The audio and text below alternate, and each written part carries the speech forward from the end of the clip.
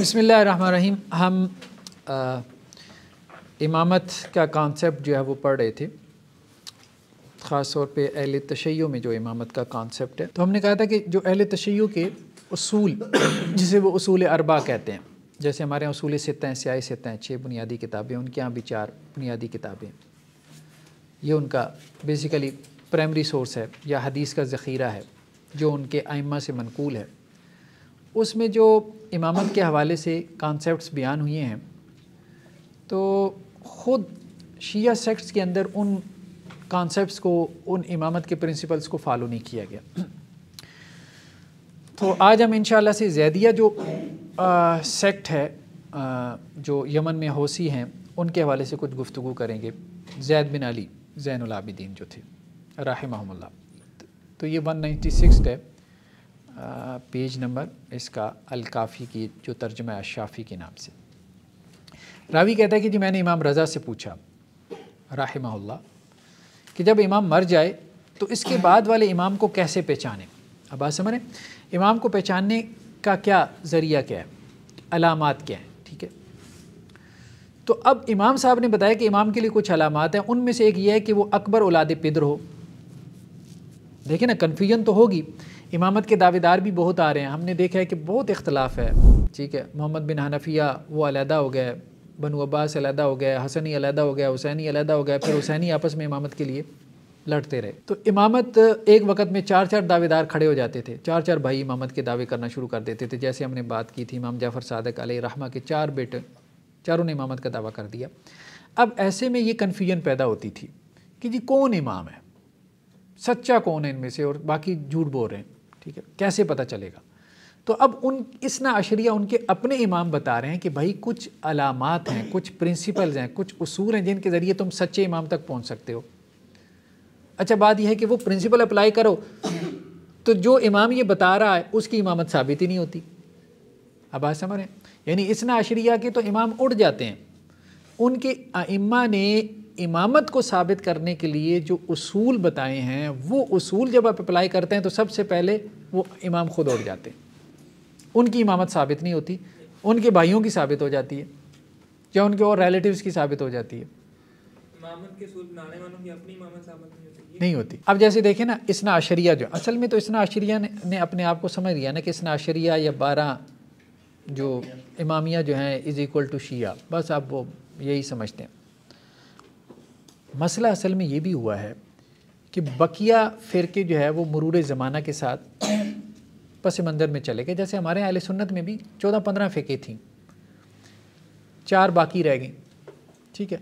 अब वो क्यों 4 बाकी रह गई, ये एक अलग मसला है, इस पर किसी और वक़्त में गुफ्तगू हो सकती है। इसी तरह से शिया फ़िरक़ों में से भी ये बाकी क्यों रह गए, इस्माइली, ज़ैदी, इसना अशरी, ठीक है, या नुसैरी, बाकी क्यों ख़त्म हो गए, वो एक अलग मसला है।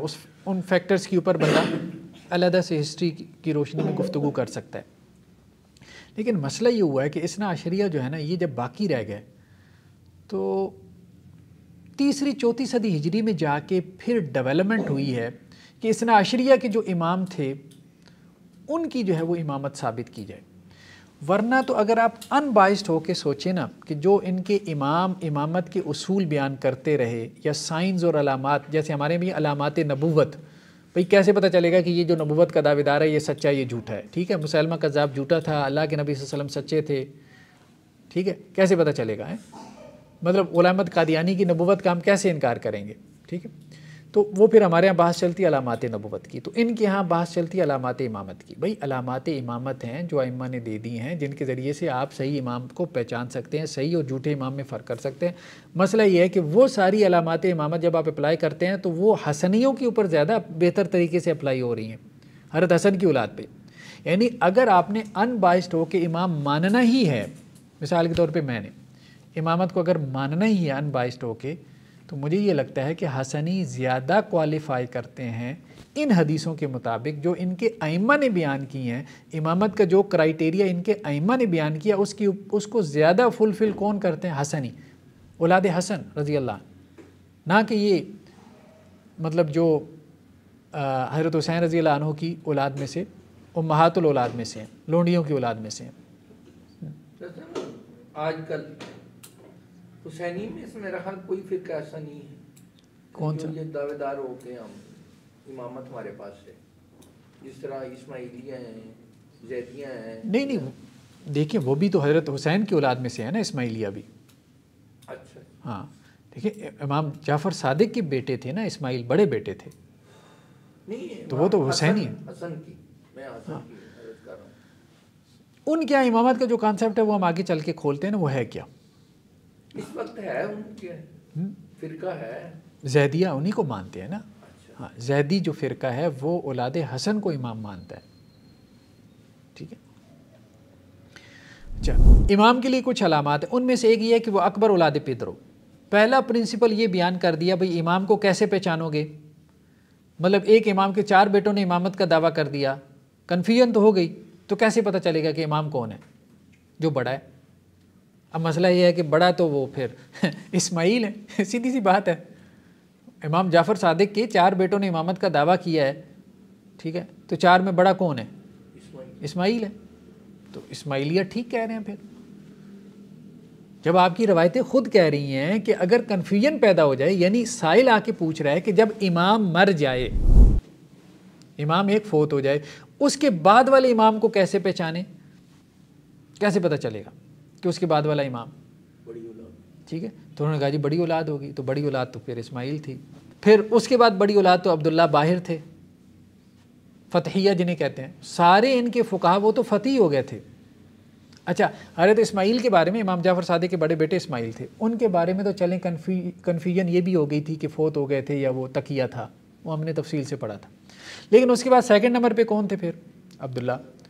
उनको मानने वाले फ़तीह कहलाए। सारे फ़ुक़हा इनके शिया के उधर चले गए। अब भी इनकी हदीस की किताबों के बड़े रावी वो वही हैं, फ़तीह हैं, जो अब्दुल्ला बाहिर को इमाम मानते हैं। ये तो बाद में हैं इमाम मूसा कादिम, ये तो तीसरे नंबर पर थे। तो तीसरे नंबर पे जो है वो कैसे इमाम बन गया बाकी 2 को क्रॉस करके? अगर इमामत की पहचान ही यही है तो 4 ने दावा किया, चारों ने दावा किया, 4 बेटों ने, तो अब उसमें से किसका दावा काबिल कबूल होगा? बड़े का। चलें, हज़रत इस्माइल को आपने कुछ ने कबूल भी कर लिया, इसी प्रिंसिपल के तहत कबूल किया, ठीक है, वो जस्टिफाइड है। अच्छा, आपने उनको मार दिया, उन्होंने कहा कि जी नहीं वो तो इमाम साहब की ज़िंदगी में फ़ौत हो गए थे, ठीक है, हालांकि उस पर डिबेट है, वो दूसरे मान ही नहीं रहे, चले वो, तो उसके बाद किसका हक बनता है? अब्दुल्ला बाहिर का। हाँ, जो फ़तीह हैं, हाँ फ़तीह हैं, जो उनकी इमामत साबित होती है, क्योंकि बड़े बेटे तो वही हैं। तो अकबर औलाद पेदर, प्रिंसिपल यही था कि अकबर औलाद पेदर, बाप की बड़ी औलाद बनेगी। और सबसे पहले प्रिंसिपल इन्होंने ये तोड़ा, और एक जगह नहीं, बहुत सारी जगहों पे ये प्रिंसिपल तोड़ा। तो जो अलामात इमामत की बताई हैं आइम्मा ने, उन अलामात के मुताबिक तो आपने गलत इमाम चुने। यानी इसका मतलब ये है कि अपॉइंटेड इमाम और थे, और जिनको आप इमाम डिक्लेयर करें वो इमाम नहीं है। क्योंकि ये भी तो यही कह रहे हैं कि इस्माइलिया जिसको इमाम डिक्लेयर कर रहे हैं वो इमाम नहीं है, जैदी जिसको इमाम डिक्लेयर कर रहे हैं वो इमाम नहीं है। ये यही पोजीशन ले रहे हैं ना इस्ना अशरिया। तो असल बात यह है कि आपके बारे में ये पोजीशन लेना ज़्यादा सही है कि आपने गलत इमाम को डिक्लेयर कर दिया, वो मनसूस नहीं था। अगर इमामत को मनसूस मान भी लें, ठीक है, सिलेक्टेड है, तो नस के मुताबिक वो अकबर औलाद पिदर होगी, और अकबर औलाद पिदर ने दावा भी किया है इमामत का, और उसके ऊपर फ़िरका भी वजूद में आया, सेक्ट भी वजूद में आया। तो इसका मतलब ये है कि इस्ना अशरिया ने गलत इमाम चुना है, वो मनसूस इमाम नहीं है। पहला तो यही प्रिंसिपल है कि अकबर औलाद पिदर हो, ठीक है, तो वो तो है नहीं, ठीक है। इमाम 12 अइम्मा में से एक बड़ी तादाद है जो अकबर औलाद पिदर नहीं है। अकबर औलाद पिदर ने इमामत का दावा किया था, उनकी इमामत को बाज़ शियों ने मान लिया, ठीक है, बाज़ ने नहीं माना। अब जिन्होंने नहीं माना वो गालिब आ गया। अजीब बात ये, वो गालिब आ गए। जब वो गालिब आ गए तो उन्होंने अजीब ही तावीलें शुरू कर दी, और उसकी फजीलत और वसीयत हो, ठीक है, मतलब ये भी है कि उसकी फजीलत और वसीयत हो, मतलब वो अफजल हो। अब ज़ाहिर बात है कि इमाम की औलाद है, तो अब उसको दूसरे को जो इमामत का दावा करे उसको गंदा तो नहीं बनाएंगे। अच्छा, इन्होंने कहीं पे कोशिश भी की है, ये भूंडी कोशिश भी की है करैक्टर असैसिनेशन की, दूसरों की, हाँ, दूसरे उन्हीं के भाइयों की, अपने इमाम की औलाद। असल में होता ये था कि एक इमाम की औलाद जो होती थी ना, उनके साथ लोग अटैच हो जाते थे। वो जो वालिद साहब के जो मुरीद होते थे ना, वो फिर औलाद में तकसीम हो जाए, कुछ इधर चले गए, कुछ उधर चले गए। अब ये है कि जिसकी चल गई, सीधी सी बात है, असल में तो मामला हाँ, यहाँ पे भी ये है कि एक पीर साहब जाते हैं तो उनकी 4 औलादों में वो फिर मुरीद तकसीम हो जाते हैं, फिर एक गालिब आ जाता है, जो गालिब आ जाता है फिर सारे दलाइल उसके हक़ में जो है वो वज़ा हो जाते हैं। तो ये मामला हुआ उसकी फ़जीलत और वसीयत। और जब बैरूनी मकामात से लोग आएँ और पूछें फ़लाँ ने अपना वसी किस को बनाया, तो लोग कह दें फ़लाँ को। अच्छा, पहली तो ये अकबर औलाद पिदर, ये भी प्रिंसिपल टूट गया। दूसरी अलामत क्या है? दूसरी अलामत यह है कि जी पिछले इमाम ने अगले के बारे में इस तरह से वसीयत की हो कि शहर में लोग आएँ और पूछें कि जी वो पिछले ने किस को मुकर्रर किया था, तो शहर के लोग बताएं कि जी इसको उसने अपॉइंट किया था। अब मसला ये है कि ये तो भाइयों को भी नहीं पता होता था कि हमारे अब्बा ने हमारे भाई को अपॉइंट किया। यही तो शिकवा करते रहे ना भाई। ना चचा को पता होता था फैमिली में कि मेरे भतीजों को अपॉइंट किया गया। मोहम्मद बिन हनफिया का तो यही तो झगड़ा था। हमने हदीसें देखी है ना उसूल काफ़ी से कि वो यही कहते थे, ठीक है, कि अपने भतीजे से यही कहते थे कि देखो हज़रत अली, हज़रत हसन, हज़रत हुसैन, यहाँ तक तो मामला ठीक था। अब हज़रत हुसैन के बाद आप अली ज़ैनुल आबिदीन, मतलब मुझे तो नहीं बताया, किसी ने नहीं बताया कि जी हज़रत हुसैन ने आपको अपॉइंट किया हो। ना हज़रत हुसैन ने मुझसे बात की, वो मेरे भाई थे, सारी ज़िंदगी हमने इकट्ठी गुजारी है, इकट्ठी जंगें लड़ी हैं हमने। हमें नहीं पता, हम आपके चचा हैं कि आपको अपॉइंट करके गए हमारे भाई, और आप इमामत के दावे किए जा रहे हैं। ठीक है, यही मामला था। यही मामला आगे चल के भी हमारे सामने आता है। ज़ैद बिन अली जो है, इन्होंने अपने भाई के बारे में कहा, मोहम्मद अल बाकिर के बारे में, कि मेरे अब्बा ने तो मुझे बताया ही नहीं कि मेरा भाई इमाम है। मतलब घर के लोगों को नहीं पता, इमीडिएट, मतलब भाई को नहीं पता। इमाम जाफ़र सादिक के 4 भाई इमामत के दावेदार हैं, लेकिन 3 भाइयों को नहीं पता कि एक इमाम है। चचा को नहीं पता कि भतीजा इमाम है। ठीक है, हर महल्ले पे ये इख्तलाफात पैदा हो रहे हैं। ठीक है, तो इसका मतलब ये है कि फैमिली को नहीं पता, तो आप शहर की बात कर रहे हैं। तो वसीयत कौन सी वसीयत थी कि शहर में कोई नया बंदा आए और वो पूछे भाई किसको इमाम मुकर्रर किया? भाई उसको कौन बताएगा? पहले फैमिली वालों को तो बताओ कि पिछले इमाम ने किस अगले इमाम को मुकर्रर किया। तीसरा क्या था? तीसरी ये है कि जी नबी के हथियार, नबी के हथियार, मतलब जैसे वो ताबूत सकीना था ना, ठीक है, बनी इसराइल के पास हज़रत मूसा अलैहिस्सलाम और हज़रत हारून की बाकियात थी, तो ये कहते थे कि जी नबी के हथियार जिसके पास होना तो वो इमाम है। अब मसला ये था कि रसूलुल्लाह सल्लल्लाहु अलैहि वसल्लम की कुछ जो बाकियात थी, ख़ास तौर पे हमने कहा जो औकाफ़ था, औकाफ़ तो गया है हज़रत अली से हज़रत हसन के पास। अच्छा, इन्होंने औकाफ़ को बुनियाद नहीं बनाया। औकाफ़ को इसलिए नहीं बुनियाद बनाया कि रसूलुल्लाह सल्लल्लाहु अलैहि वसल्लम का औकाफ़ जिसके पास हो, यानी आप सल्लल्लाहु अलैहि वसल्लम के पास उसकी एडमिनिस्ट्रेशन थी ना औकाफ़ की, ठीक है, तो उसको इन्होंने बुनियाद नहीं बनाया, क्योंकि इनको पता था कि वो हमारे पास नहीं आया। ये सारी डेवलपमेंट 3री-4थी सदी हिजरी में जाके इमामत के कॉन्सेप्ट की, तो वो हसनियों के पास रहे, तो हसनियों को तो हमने दरमियान में से निकालना ना इमामत में से। हालांकि सबसे बड़ी बुनियाद, हथियारों से ज़्यादा बड़ी बुनियाद तो औकाफ़ का इंतज़ाम इंतज़ाम था, जो अल्लाह के रसूल सल्लल्लाहु अलैहि वसल्लम से हज़रत अली को आया, और हज़रत अली से आपके बड़े बेटे हज़रत हसन को गया, और हज़रत हसन से उनके बेटे हसन को गया। ठीक है, और औकाफ़ में छोटा मामला नहीं था, जिम्मेदारी थी, अज़वाज तक की जिम्मेदारी थी, रसूल सल्लल्लाहु अलैहि वसल्लम के ख़ानदान की जिम्मेदारी थी, उनकी कफ़ालत की बात थी। तो जिनको आप सल्लल्लाहु अलैहि वसल्लम कफ़ील बना के जा रहे हैं ख़ानदान का, ठीक है, उनकी माश का ज़िम्मेदार बना के जा रहे हैं, तो ये बेसिकली था कि ये असल में ज़िम्मेदार थे, ख़ानदान के बड़े थे। तो ये बड़ाई थी जो कि आगे ट्रांसफ़र हुई है हज़रत अली से हज़रत हसन और उनसे फिर, लेकिन इसको उन्होंने दरमियान में औकाफ़ को बिल्कुल साइड पे कर दिया, क्योंकि उनको पता था कि वो आले हसन वाले इमाम बन जाएंगे अगर हमने औकाफ़ का तज़किरा किया। ये सारी बात ले हथियारों पे। अब हथियार भी साबित नहीं है कि इनके पास थे, सीधी सी बात है। अब ये रवायतें हैं, एक रवायतें, और हो सकता है कुछ हथियार भी हों, लेकिन इसमें ज़ैदिया का जो मौक़िफ़ है ना वो समझ में भी आता है। हथियार क्या चीज़ है? मतलब रसूलुल्लाह सल्लल्लाहु अलैहि वसल्लम के हथियार आपने रखे और घर में बैठ रहे। वो यही कहते थे ना, हज़रत ज़ैद अपने भाइयों को यही कहते थे कि मतलब ये क्या बात हुई कि औरतों की तरह घर में पर्दे लटका के बैठ गए हो? रसूलुल्लाह सल्लल्लाहु अलैहि वसल्लम के हथियार हैं। भाई अगर अल्लाह के रसूल सल्लल्लाहु अलैहि वसल्लम के हथियार तुम तक पहुँचे भी हैं, तुम्हारे इमाम होने की निशानी है, तो ये मेटाफर है, ये मजाज है कि मैदान जंग में निकलो। ये तलवार इसलिए नहीं मिली कि संभाल के घर में रख दो, मैदान जंग में निकलो और जुल्म का खात्मा करो, और वो हम कर रहे हैं, वो हम कर रहे हैं। ज़ैदिया निकल के कर रहे थे ना। तो तो वो बिल्कुल ठीक कह रहे थे कि असल हथियार तो हमारे पास हैं। यानी हथियार से मुराद ये नहीं है कि जी तुम्हारे पास 2 तलवारें और 4 तुमने घर में संभाल के रखी हुई हैं, जैसे कोई कुरान हमारे यहाँ लोग घर में संभाल के रख देते हैं। ये मुराद नहीं है। मुराद हथियार होने से ये है कि रसूलुल्लाह सल्लल्लाहु अलैहि वसल्लम जिस तरह हथियार लेके निकले हैं, सोसाइटी की इस्लाह की है, दीन को गालिब किया है, तो इमाम वो है जो मैदान जंग में निकले। तो ये बेसिकली जो है वो मेटाफर था, मजाज था, जिसको उन्होंने जो है वो हथियार संभाल के घर में रखने पे जो है वो लगा दिया। खैर बहरहाल आगे एक और रवायत है, इसमें भी वो यही कहते हैं कि जी इमाम जाफ़र सादिक से रवायत है, किसी ने पूछा कि जी इमामत के गलत दावे करने वाले भी आ गए, वो भी हैं कि जो जबर करने वाले भी हैं। ठीक है, तो इमाम साहब ने कहा भाई 3 किस्म की हुज्जतें हैं जो सिर्फ इमाम में पाई जाती हैं। एक ये कि वो लोगों में सबसे अफसल हो। इमाम कौन है? जो लोगों में सबसे अफसल हो।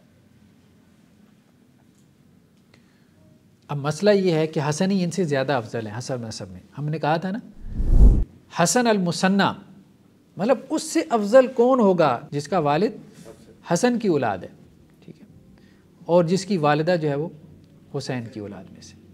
अब उससे अफजल कौन होगा हसब नसब में?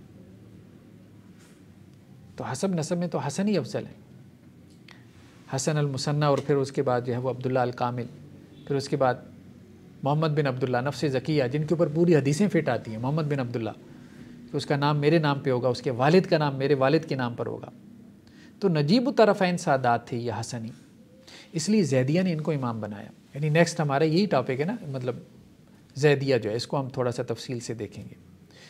तो अव्वल ये कि सब लोगों से औला और अफजल हो। अब देखें सब लोगों से तकवा की बात करते हैं, तकवा मापने का तो हमारे पास कोई म्यार है ही कोई नहीं, कौन कितना मुत्तकी परहेज़गार है। तो अफजलियत तो ज़ाहिरी चीज़ों में हो सकती है, हसब नसब में हो सकती है। तो हसब नसब जो है वो हसनियों का आला है हुसैनियों से, क्योंकि इनमें तो उम्महातुल औलाद की आमेज़िश हो गई है, इनके खून में ब्लड इनका प्योर नहीं है। ठीक है, शहरबानों से जो है वो ब्लड के अंदर जो है वो अजमियत की आमेज़िश आ गई थी, लेकिन हसनियों का ब्लड जो है वो प्योर है हसब नसब के एतबार से। दूसरा क्या, उसके पास तबरुकात रसूल हों। ठीक है, इस पे हम गुफ्तगू कर चुके। तबरुकात में आमतौर पे वो असला वगैरह मुराद लेते हैं, तो वो असला आपने अपने पास सजा के रखना है क्या? ये ज़ैदिया का नैरेटिव था। हाँ, वो लड़ाई के लिए ज़ाहिर बात है, उससे मुराद यही है कि जो लड़ रहा है जाके, मतलब अल्लाह के रसूल सल्लल्लाहु अलैहि वसल्लम ने किसी को हथियार पकड़ाए हैं, मिसाल के तौर पे हज़रत अली को दिए हैं, हज़रत अली ने अपनी औलाद को दिए, किस लिए दिए? संभाल के रखने के लिए। भाई इसीलिए कि हमने इन हथियारों के ज़रिए से अदल कायम किया है, जुल्म का ख़ात्मा किया है, ज़िंदगी भर जंगें लड़ी हैं। वो काम तो सारा ज़ैदियों ने किया है। वो फिर सच्चे बनते हैं कि जी असला तुमने अपने पास संभाल के रखा हुआ है, हम जो है वो काम कर रहे हैं जो उस असले से अल्लाह के रसूल ने किया और जो हज़रत अली ने किया, जो हज़रत हसन और हज़रत हुसैन ने किया रज़ियल्लाहु अन्हु। हाँ, हज़रत हसन के बाद जो है वो फिर ज़ैद बिन अली को इमाम मानते हैं। तीसरा फिर वही बात आ गई कि बड़े या बच्चों से शहर में आके पूछें कि फ़लाँ ने किसके मुतालिक वसीयत की, तो लोग कहते हैं फ़लाँ इब्ने फ़लाँ के मुतालिक। तो शहर में आके आपको पूछें, को पता ही नहीं चलता। पहली बात तो यह है कि इनके आइम्मा वसीयत ही नहीं करते थे, रिश्तेदारों को पता नहीं होता था, और अगर कोई मुरीद पूछ भी लेता था तो उसको कहते थे छुपा के रखो, किसी को बताने की ज़रूरत नहीं। वो जो झगड़ा हुआ था मोहम्मद बिन हनफिया का अलैहि रहमा और उनका हज़रत अली ज़ैनुल आबिदीन का, ठीक है, हजर असवद के पास, मतलब कोई गवाही देने वाला ही नहीं है। अगर शहर के लोगों को पता था तो बहुत आसान था, बजाय हजर असवद के पास जाने के तो अली ज़ैनुल आबिदीन क्या करते, मक्का के लोगों के पास ले जाते। हाँ भाई, मेरे चचा को नहीं पता, आप बताओ कि मेरे वाले साहब जो है वो आपके सामने मुझे इमाम बना के गए कि नहीं। ये सूरत हाल थी। यानी इस क्राइटेरिया के ऊपर तो इमाम पूरे ही नहीं उतर रहे, इनके इस्ना अशरिया के इमाम किसी एक भी इस प्रिंसिपल के ऊपर पूरे नहीं उतर रहे। ना शहर के लोगों को पता, शहर के लोगों का, घर के लोगों को नहीं पता होता था कि उनको इमाम अपॉइंट किया गया, ना वो हसब नसब में आला थे हसनियों से, ठीक है, और ना ही जो है वो अकबर औलाद पिदर थे, यानी सारे, बाद उनमें से थे अकबर औलाद पिदर थे, बड़ी औलाद थे अपने बाप की, लेकिन बाद नहीं भी थे। ख़ुद इमाम ज़ैनुल आबिदीन के बारे में डिबेट है कि ये अपने हज़रत हुसैन की बड़ी औलाद नहीं थी, ठीक है, क्योंकि अली के नाम से 3 बेटे थे उनके, एक अली अकबर, एक अली औसत, ये अली औसत थे, और एक अली असगर। इनकी अपनी किताबों में लिखा हुआ। नेक्स्ट क्या है कि इमाम जाफ़र सादिक, उनसे किसी ने पूछा अलैहि रहमा कि मार्फत इमाम किस शय से होती है, यानी कैसे पता चलता है कि ये इमाम है और ये इमाम नहीं है। तो उन्होंने कहा ज़ाहिरी वसीयत और फजीलत से। ज़ाहिरी वसीयत तो पता नहीं, वो तो वही बात है कि सारा झगड़ा यही था कि वसीयत है भी कि नहीं है। और दूसरा क्या है, इमाम को मुँह शिकन और शर्मगाह का ताना नहीं दे सकते कि वो झूठा है, माल हराम खाता है या जिना का मुर्तकिब होता है। देखें सादात थे ना, तो वो तो बाकी भी जो इमामत का दावा कर रहे थे कबीरा गुनाहों से, तो वो भी बचने वाले थे। बात यह वो भी इस शर्त को क्वालिफाई तो कर रहे थे। ठीक है, आपके अइम्मा में ये शराइत पाई जाती थी कि वो गुनाहों से बचने वाले थे, लेकिन यह है कि बाकी जो इमामत के दावेदार थे उनके भाई वो भी सारे यही थे। नेक्स्ट क्या इमाम बाकिर से है कि इमाम की अलामत क्या, उन्होंने कहा जी ताहिरुल विलादा हो। तो ताहिरुल विलादा तो वो ज़्यादा है, हसनी है, फिर वही बात आ गई, उनका ब्लड प्योर है। दूसरा अच्छे माहौल में नशोनुमा हो। तो सारे जो इमामत के दावेदार हैं सारे इमाम के घर में, अब आप अपने इमाम साहब के जो है वो माहौल का तो अच्छा ही कहेंगे, ज़ाहिर बात है। तीसरा लाहुल से उनका ताल्लुक़ ना हो, तो ज़ाहिर बात है वो तो नहीं थे खेल तमाशे करने वाले, मैदान जंग में जाके लड़ रहे हैं। जैदिया को देख लें और हसनियों को देख लें, शहादतें दी हैं उन्होंने। हज़रत हुसैन रज़ी अल्लाह अन्हु के उसवा को उन्होंने जो है वो ज़िंदा किया है, उनका क्या अल्लाह से ताल्लुक़ होना है, यानी उनकी कुर्बानियाँ तो ज़्यादा हैं दीन के लिए। एक और रवायत है, इमाम रज़ा से सवाल पूछा गया अलैहि रहमा कि अम्र इमामत पर दलील क्या। उन्होंने कहा औलाद अकबर हो, पहली बात तो ये। दूसरा साहिब फजीलत हो। तीसरा उसके लिए साबिक इमाम ने इस तरह से वसीयत की हो कि जब बाहर के लोग शहर में आके पूछें कि फ़लाँ ने किसके लिए वसीयत की, तो सब कहें फ़लाँ बिन फ़लाँ के मुतालिक, और ये जहाँ कहीं जाए तबरुकात रसूल इसके साथ हैं। ये वही बातें आ गई हैं, ठीक है। इमाम जाफ़र सादिक से अमर इमामत औलाद अकबर के लिए उस वक़्त तक है जबकि उसमें कोई ऐब ना हो। बात यह कि फिर इन्होंने ऐब निकालने की कोशिश की। ऐब तो थे नहीं, ऐब होते तो इस्माइली क्यों वजूद में आते, ऐब होते तो सारे शिया अब्दुल्ला बाहिर की तरफ क्यों चले जाते, टूट पड़े थे उनकी इमामत के ऊपर। वो तो बाद में उनकी वफ़ात हो गई, उनकी वफ़ात हुई है तो उस वजह से आए हैं मूसा काज़िम की तरफ, ये हालात बने हैं। अब इन्होंने मूसा काज़िम अलैहि रहमा की जो है वो इमामत साबित कर दी, यानी अल्लाह की तरफ से वफ़ात हो गई ना उनकी। इमाम अब्दुल्ला के आगे बच्चे हैं नहीं, उनकी आगे नहीं ना, वो उस तरह से मामला नहीं था, चला नहीं ना आगे उनका, हाँ उनका मामला आगे चला नहीं। तो अब इन्हें ये डेवलपमेंट करनी पड़ी, अब इनकी मजबूरी बन गई कि इन्होंने ये डेवलपमेंट की। वरना तो अब्दुल्ला जो थे ना, अब्दुल्ला हज़रत इस्माइल के छोटे भाई, वो मूसा काज़िम से अलैहि रहमा से सलाहियतों में भी, अपनी ख़ानदानी वजाहत में भी, बल्कि ये इस्माइल और अब्दुल्ला दोनों जो है वो प्योर ब्लड हैं। अजीब बात है, इनके बारे में किताबों में लिखा है ये नजीब तरफ़ैन सादात हैं। जो छोटे थे मूसा काज़िम, ये तो लोंडी की औलाद में से थे। मसला ये हुआ कि इस्माइल के बारे में तो चले इनको वो एक झगड़ा पैदा हो गया इनके यहाँ कि जी वो हयात थे या फोत हो गया। अब्दुल्ला बाहिर पे सारे मुत्तफ़िक हो गए थे, ये इनकी अपनी किताबों में लिखा है, क्योंकि वो नजीब तरफ़ैन सादात भी थे। अच्छा, अगर वो इमाम नहीं थे और उनके बारे में इमामत की वसीयत नहीं थी तो सारा शहर क्यों टूट पड़ा उनके ऊपर मसला तो ये है, सारा शहर क्यों टूट पड़ा। अगर वसीयत इतनी ज़ाहिर बाहिर होती थी कि शहर के बाहर के लोग आके पूछें तो उनको लोग बता दें, तो सारे शिया को कैसे गलती लग गई कि जी अब्दुल्ला बाहिर इमाम है। मसला ये कि ये डेवलपमेंट्स बात की हुई हैं। वो अब्दुल्ला बाहिर की इमामत अल्लाह की तरफ से उनकी वफ़ात जल्दी हो गई, तो अब उनको लगा कि ये तो ख़त्म हो जाएगा इमामत, ठीक है, इमामत तो ख़त्म हो जाएगी, तो अब मूसा काज़िम को इमाम बना लें। जैदिया में ख़त्म हो गई।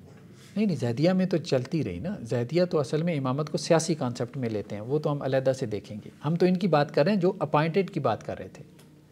अपॉइंटमेंट अगर थी तो अब्दुल्ला बाहिर की बनती थी कि जो आपके सारे शिया फुक़हा बड़े बड़े फ़ती हो गए थे। अब मसला ये हुआ कि जब उनको भी नज़र आया कि वो फोत हो गए, तो वो भी क्या हुआ, वो फिर वापस आए हैं मूसा काज़िम की तरफ। तो इसका मतलब ये है कि इमाम, या तो आप ये मानो कि इमामत इतना मुबहम कॉन्सेप्ट था कि पता ही नहीं चलता था एक इमाम के फॉलोअर्स को कि इमाम के मरने के बाद कौन इमाम है। इतना इबहम होता था कि सारी बड़ी बड़ी शिया जो फ़ुक़हा थे वो एक गलत इमाम की तरफ दौड़ पड़ते थे। या आप ये मानो कि बाद में डेवलपमेंट्स हुई हैं, आपको ज़रूरत पड़ी है कि इमामत ख़त्म हो जाएगी अगर अब्दुल्ला को इमाम मान लिया। मैरिड पे तो वही थे, अकबर औलाद पिदर भी थे, ताहिरुल विलादा भी थे, सारा कुछ था, ठीक है। लेकिन ये है कि ये इस किस्म के मसाइल हैं, ये इसको समझते नहीं। हाँ, उनके यहाँ कुछ लोग ऐसे हैं जो क्रिटिकल हैं, रिफार्मर्स हैं, आयतुल्लाह बुर्की जैसे और इस तरह के और लोग हैं जो इस चीज़ को मतलब एक्सप्लेन करते हैं। अब ये सिर्फ यही है कि महदी से मतलब एक महदी का एक कॉन्सेप्ट बनाया हुआ है और उम्मीदें लगा के बैठी हुई हैं। खैर बहरहाल ही अब आप देखें हमारे सामने जो है ये तो खैर ज़ैदिया की किताब है, ज़ैदिया के बारे में, ठीक है, कि ज़ैदिया के आइम्मा के बारे में किताब है। तो ज़ैदिया ने जो है वो ये बात कही है कि जो भी आले मोहम्मद में से वो अल्लाह की तरफ लोगों को पुकारे, जो भी पुकारे, तो वो मुफ्तरज़ुत्ता है। यानी इनके यहाँ इमामत एक सियासी ओहदा है। इमाम कोई आसमानों से अपॉइंट होके नहीं आता, ठीक है, लोगों को मुंतखब करता होता है जो जुल्म के ख़िलाफ़ खड़ा होता है। तो ये कहते हैं जी हज़रत अली ये इमाम थे क्योंकि उन्होंने लोगों को जुल्म के ख़िलाफ़ खड़ा किया।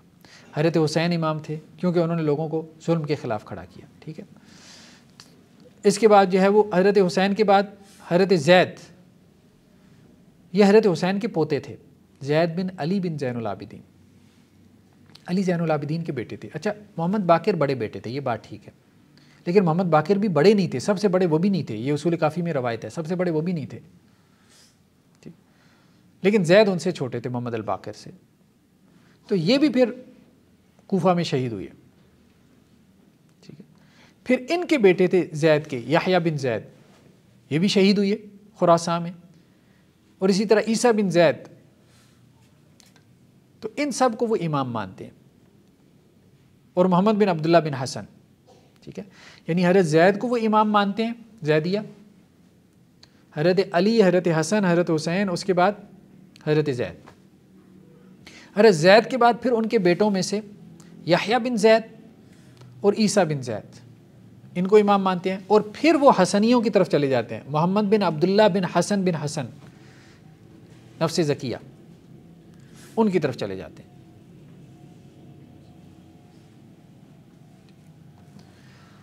ये बहारुल अनवार किताब है मुल्ला बाक़िर मजलसी की, ठीक है। तो इसमें अब ये बात जो अभी हम कर रहे थे ना कि हज़रत अली ज़ैनुल आबिदीन भी औलाद अकबर नहीं है, यानी ये उसूल इन्होंने कई जगह पे तोड़ा है, ठीक है। हज़रत इमाम हुसैन अलैहिस्सलाम से एक अली अकबर हैं जो करबला में शहीद हुए, और उनकी माँ जो है वो हिरा बिनते उर्वा बिन मसूद सकफ़ी थी। दूसरे अली औसत हैं जिन्हें इमामत पहुँची, ये मंझले हैं। तीसरे अली असगर हैं, और इन दोनों साहबजादों की वालदा शहरबानो थी। यानी ये दोनों जो छोटे थे ना, अली औसत और अली असगर, इनकी वालदा जो है वो शहरबानो थी, जो ईरान का हाँ बादशाह था, हाँ, ठीक। हाँ, मतलब इसमें तो अजमी ब्लड आ गया ना इन दोनों में। अच्छा, ये दरमियान वाले इमाम बने हैं। एक बड़े भी थे, अली अकबर भी थे, वो शहीद हो गए करबला में। इमामत तो उनसे जारी होनी चाहिए थी, यानी प्रिंसिपल तो यही है कि अकबर औलाद पिदरो। अच्छा, उनके ब्लड में अजमियत भी नहीं है, ठीक है। ये मसूद सकफ़ी भी, उर्वा बिन मसूद सकफ़ी, ये कबीला सकीफ़ का जो ताइफ का बड़ा कबीला था, ठीक है।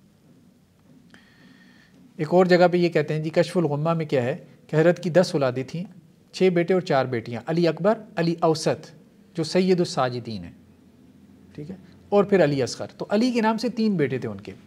अली अकबर को इमाम नहीं बनाया गया। प्रिंसिपल जो इमामत का था वो ये कहता है कि अली अकबर इमाम हो, जिनकी करबला में शहादत हुई। अब मसला ये था कि वो तो शहीद हो गए, अब आगे इमामत जारी करनी है, तो इमामत जारी करने के तो रास्ते बंद हो जाएंगे। तो जहाँ जहाँ इनको ये मसला पेश आया कि हाँ, कि क्राइटेरिया के मुताबिक जो इमाम बन रहा था, जो क्राइटेरिया खुद इन्होंने डिफ़ाइन किया था,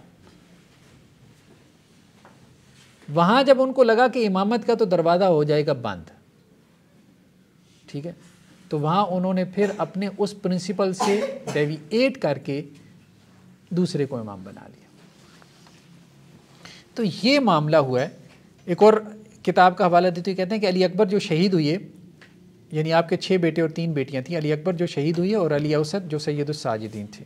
ठीक है, आगे भी नेक्स्ट पेज पे भी इन्होंने यही लिखा हुआ है 158 पे कि सही ये है कि हज़रत के 3 फर्जंदों का नाम अली था, जैसा कि इकमालुद्दीन ने जिक्र किया। इमाम ज़ैनुल आबिदीन मंजिले थे। तो अकबर औलाद पिदर तो आपने बनाई नहीं, अकबर औलाद पिदर तो आपने बनाई नहीं। अच्छा, इसी तरह से जो है वो आप एक और हम हवाला देख लें, ये बस इसके बाद हम इसको वाइंड अप करते हैं अपना। ये अशाफ़ी से 376, ठीक है। अब यहाँ पे देखें कि इमाम बाकिर से ये कहा गया, इमाम बाकिर से, कि इमामत क्यों कर तजावुज़ कर गई उस शख्स से जो इमाम मोहम्मद बाकिर अलैहिस्सलाम की बाप की औलाद में से सबसे बड़ा था। यानी अब आप देखें, ना तो हज़रत हुसैन बड़ी औलाद है, बड़ी औलाद तो हज़रत हसन है, तो उसके बाद इमाम किसको बनना चाहिए था? हज़रत हसन की बड़ी औलाद को। लेकिन इमामत जो है वो हज़रत हुसैन को चली गई। हज़रत हुसैन की औलाद में से कौन इमाम बने? अली अकबर नहीं बने। कौन बने? अली औसत बने। अली औसत यानी अली ज़ैनुल आबिदीन की औलाद में से उनके बड़े बेटे इमाम नहीं बने, बल्कि कौन बने? मोहम्मद अल बाकिर। और मोहम्मद अल बाकिर से लोगों ने यही कहा कि जी हमारे शिया ये कह रहे हैं कि इमाम तो आपके बड़े भाई को बनना चाहिए था, आप क्यों इमाम बन गए? हमारे अपने शिया लोग ही ये इतराज़ कर रहे हैं। प्रिंसिपल तो यही है कि बड़ा बेटा जो है वो इमाम होना चाहिए। तो इस पे इमाम बाकिर ने क्या कहा? उन्होंने कहा जी इमाम की शनाख्त 3 चीज़ों से होती है जो उसके गैर में नहीं होती। अव्वल ये कि वो अपने कबल इमाम की तरह अपने ज़माना के तमाम लोगों से अफजल और औला होता है। अब मसला ये है कि ये कैसे पता चलेगा कि बड़ा भाई अफजल और औला था या आप अफजल और औला है? वो भी तो आपका ही भाई है। ठीक है, ये कोई प्रिंसिपल नहीं है। मतलब अब कैसे तय होगा, कौन सा तराजू है आपके पास कि आप बड़े भाई से अफजल और औला है? वो आगे वही बताते हैं, क्योंकि बड़े भाई की तरफ भी जाते थे लोग। हाँ, शिया उनकी तरफ भी जाते थे, ऐसा नहीं होता था, डिवाइड हो जाते थे ना। हम तो कह रहे हैं कि वो बस हालात का ऐसा रुख बना कि इसना अशरिया बाकी रह गए या गालिब आ गए। दूसरा, साबिक इमाम की वसीयत होती है। हमने वसीयत का हाल भी देख लिया कि वसीयत कैसी होती है। भाई भाई को नहीं पता होता वसीयत का। ठीक है। तीसरे, उसके पास रसूलुल्लाह सल्लल्लाहु अलैहि वसल्लम के हथियार होते हैं। ठीक है, तो वो भी हमने देख लिया कि असल में हथियार से मुराद क्या था। जब बस अब एक रवायत देखिए, हम इसको वाइंड अप करते हैं। ये 331 है, यही उसूल काफ़ी की जो तर्जुमा है शाफ़ी। ज़ैद बिन अली, अब ये दोनों भाई हैं। ज़ैद छोटे भाई हैं, मोहम्मद अल बाकिर बड़े भाई हैं। अली ज़ैनुल आबिदीन के बेटे हैं, हज़रत हुसैन के पोते हैं दोनों। ठीक है। ज़ैद आते हैं इमाम बाकिर के पास, यानी अपने बड़े भाई के पास आए और उन्होंने कहा कि जी अहले कूफ़ा ने मुझे कुछ ख़त लिखे हैं, जिसमें उन्होंने हज़रत ज़ैद को दावत दी थी कि आप क्या करें, कूफ़ा आएँ। जैसे आपके दादा ने हज़रत हुसैन ने खुरूज किया था बनु उमैया के ख़िलाफ़, तो हम क्या करते हैं, बनु उमैया के ख़िलाफ़ खुरूज करते हैं। और आप क़यादत और सियासत के अहल हैं, आप आले हुसैन, तो आपकी क़यादत और सियादत, आपकी इमामत होनी चाहिए। तो हज़रत ज़ैद अपने बड़े भाई के पास आ गया कि मैं इनसे मशवरा लूँ कि मुझे कूफियों पे एतबार करना चाहिए कि नहीं करना चाहिए। ठीक है। तो अब इस पे जो है वो उन्होंने तबसरा किया है हज़रत बाकिर ने, बड़े भाई ने, और उन्हें कहा कि देखो बात ये है कि अल्लाह ताला ने हम अहले बैत में से ना इताअत सिर्फ़ एक ही फ़र्ज़ की है, मवद्दत सब के लिए। ठीक है। तो कूफ़ी मोहब्बत रखें हम सब से, तुमसे रखें, मुझसे रखें, वेल एंड गुड, हम सब अहले बैत से मोहब्बत रखें, पूरे ख़ानदान से, लेकिन इताअत सिर्फ़ एक ही हम में से। वो एक कौन है? ठीक है। अब उन्होंने अपनी तरफ इशारा कर दिया, वो तो आप नहीं हो, तो आप किसके लिए बाहर निकल रहे हो? ठीक है। फिर साथ में क्या कहा कि ये तुम्हें बेवकूफ़ बनाएंगे, तुम मनसूस मिनल्लाह इमाम नहीं हो और खुरूज का इरादा रखते हो, तो ये लोग तुम्हें अज़ाब इलाही से नहीं बचा सकते। ठीक है। अल्लाह का अज़ाब तुम्हारे ऊपर आएगा, तुम अल्लाह की तरफ से अपॉइंटेड नहीं है। तो अब तुम जो है ना, मतलब हज़रत ज़ैद ये कह रहे थे कि बनु उमैया का जुल्म बढ़ गया, जो वो भी कह रहे थे ये भी सारे बनु उमैया को गालियाँ देते हैं ना। तो अरे जैद ये कह रहे थे कि बनु उमैया का जुल्म बढ़ गया है, कूफ़ी ख़त लिख रहे हैं, मुझे बाहर निकलना चाहिए, आप क्या मशवरा देते हैं? तो मोहम्मद अल बाकिर ये कह रहे थे कि नहीं, बाहर निकलने का कोई फ़ायदा नहीं है और तुम्हें बाहर निकलना भी नहीं चाहिए। क्यों? क्योंकि मनसूस इमाम कोई और है, जिसको अल्लाह की तरफ से हुक्म आएगा बाहर निकलेगा वही निकलेगा। और उन्होंने अपनी तरफ इशारा किया। तो उन्होंने इस पर अपने भाई को कहा कि देखो बात यह है। ये सुनकर जैद को गुस्सा आ गया, कहने लगे वो इमाम नहीं हो सकता जो घर में पर्दे छोड़ के बैठ जाए और जिहाद फ़ी सबिल्लाह से किनारा कश हो। ठीक है, मतलब आप लोग घरों में पर्दे छोड़ के बैठ गए हो तो आप कैसे इमाम हो सकते हो? इमाम तो फिर वो है जो मैदान जंग में जाके लड़े। ये कौन सी इमामत है? बस ऐसे ही अपने जहन में आप लोगों ने बिठाया हुआ है कि आप मनसूस मिन अल्लाह इमाम हो, अल्लाह की तरफ से इमाम हो। अल्लाह की तरफ से इमाम वो है जो मैदान जंग में खड़ा है जुल्म के ख़िलाफ़, अदल को कायम करने के लिए है। तो इमाम तो वो है जो हुदूद इस्लाम से दुश्मनों को रोके, अल्लाह की राह में डट कर जिहाद करे और रैयत से ज़ालिमों को दफ़ा करे और अपने हरम की हिफाजत करे। अपनी औरतों की हिफाजत करने के तुम अहल नहीं हो और तुम इमामत के दावे कर रहे हो बड़े बड़े। हम जाने दे रहे हैं अपने ख़ानदान की औरतों की खातिर, उनकी हिफाजत की खातिर। तो ये वो मसाइल थे जिसमें हम देखते हैं कि ये ज़ैदिया का इख्तिलाफ़ हुआ कि ज़ैदिया ये समझते थे कि इमामत ये नहीं है कि ये अपने जहन में बस बिठा लो, ठीक है, कि खुदा की तरफ से कोई हुक्म आ रहा है या कुरान की किसी आयत की कोई ऐसी तफसीर कर लो कि जी मैं जी खुदा की तरफ से अब अपॉइंटेड इमाम हो गया हूँ और इस पर खुश होते रहो और घर बैठे रहो। ज़ैदिया ये कहते थे कि इमामत बेसिकली क्या है? इमाम वो है, लीडर वो है जो मैदान जंग में खड़ा है, जो लोगों के मसाइल देख रहा है, जो लोगों के मसाइल हल कर रहा है, जो लीड कर रहा है कौम को, और हम लीड कर रहे हैं। तो आले हुसैन में भी फिर ये स्प्लिट हो गए। हज़रत हुसैन के पोतों में भी ये दो ग्रुप बन गए। एक वो थे जो तालीम व तदरीस में मसरूफ़ हो गए, ये फिर इश्ना अशरिया जो हमारे यहाँ इमामिया कहलाते हैं, जो ईरान में है, पाकिस्तान में। एक वो थे जो मैदानी जंग में लड़ते रहे, ये फिर वही हैं जो यमन में आज भी लड़ रहे हैं। हौसी आज भी देखें रेड सी में अगर किसी ने कोई अमेरिका वगैरह को या बरतानिया को या इसराइल को कोई निज़ाम को चैलेंज, तो वो देखें वो जो ऊपर है ना वो आ रहा है, वो सारी रूह आ रही होती। वहाँ उनके यहाँ सारी वहाँ पे भी मसलियातें नज़र आती हैं, ना निकलो मारे जाओगे, ये होगा वो होगा, इनकी हुकूमतें मजबूत हैं।